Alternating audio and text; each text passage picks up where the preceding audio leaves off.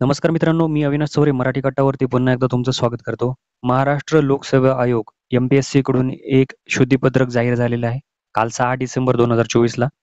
या ठिकाणी समाज कल्याण अधिकारी गट ब जाहिरात क्रमांक 24/2023 दिनांक 10 मे 2023 ला ही जी समाज कल्याण अधिकारीची जाहिरात होती ती प्रसिद्ध झालेली होती. ठीक आहे. संदर्भ काय आहे? आयोगाचे दिनांक 12 मे 2024, 11 जून 2024 आणि 19 जुलै 2024 रोजीचे शुद्धीपत्रक. म्हणजे या शुद्धीपत्रकांसंदर्भात अजून एक शुद्धीपत्रक पडलेलं आहे.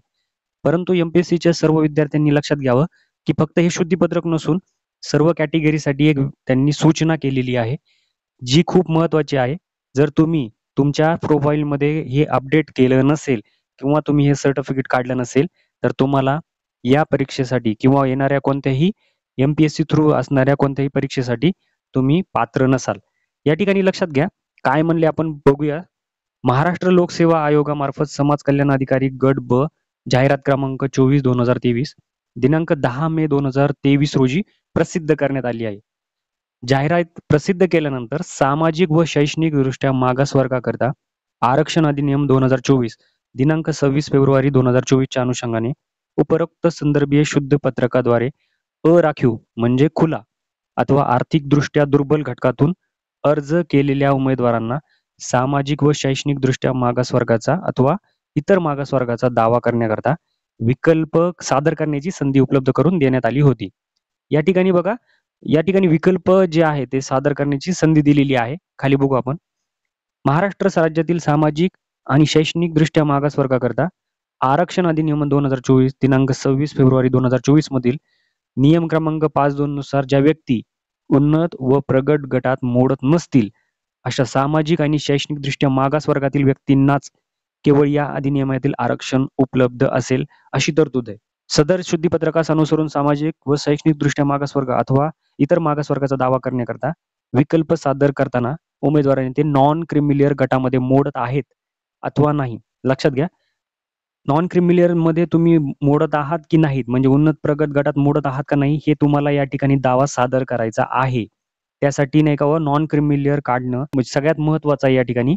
तर खाली दिले, तथापि सदर विकल्प सादर केलेल्या उमेदवारांपैकी काही उमेदवारांनी नॉन क्रिमिलियर संदर्भातील दावा सादर केलेला नाही. आता ज्यांनी हे फॉर्म भरलेला आहे समाज कल्याण अधिकारी गट ब साठी जुन्या जाहिरातीवरून, त्यांनी जर दावा सादर नसेल केलेला तर तो याच्यासाठी पात्र राहणार नाही.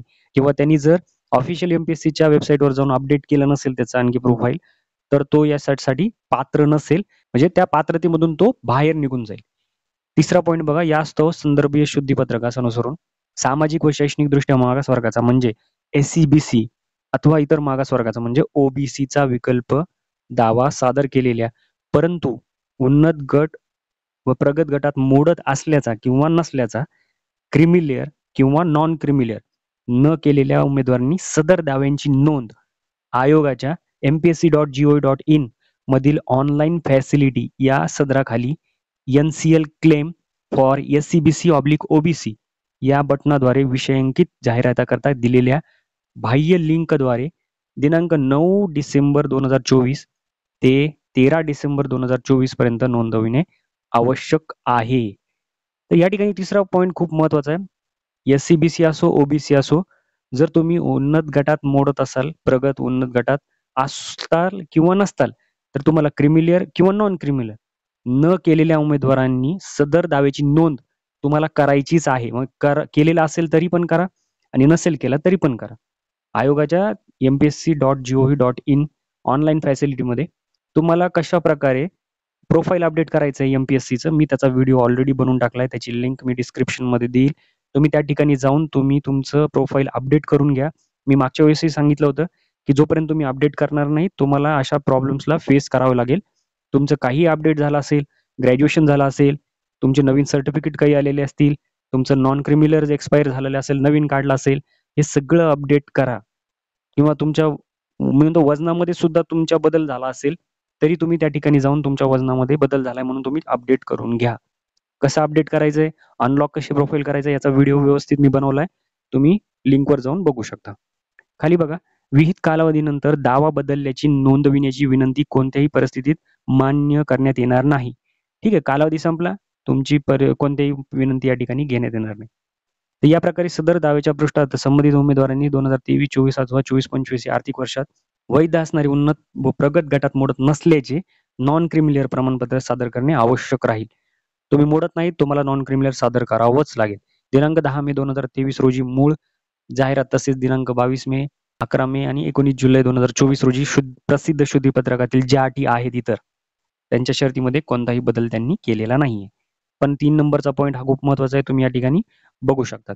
तर अशा प्रकारे एमपीएससीच्या तुम्ही वेबसाईटवर जा, अपडेट प्रोफाईल करा, अनलॉक करा आणि त्या ठिकाणी तुम्ही तुमचं सगळं एनसीएल असेल, काही असेल तर इतर अपडेट करून घ्या. चॅनलला सबस्क्राईब केलं नसेल, सबस्क्राईब करून घ्या. भेटूया पुढच्या अशाच प्रकारच्या व्हिडिओमध्ये. तोपर्यंत जय हिंद, जय महाराष्ट्र.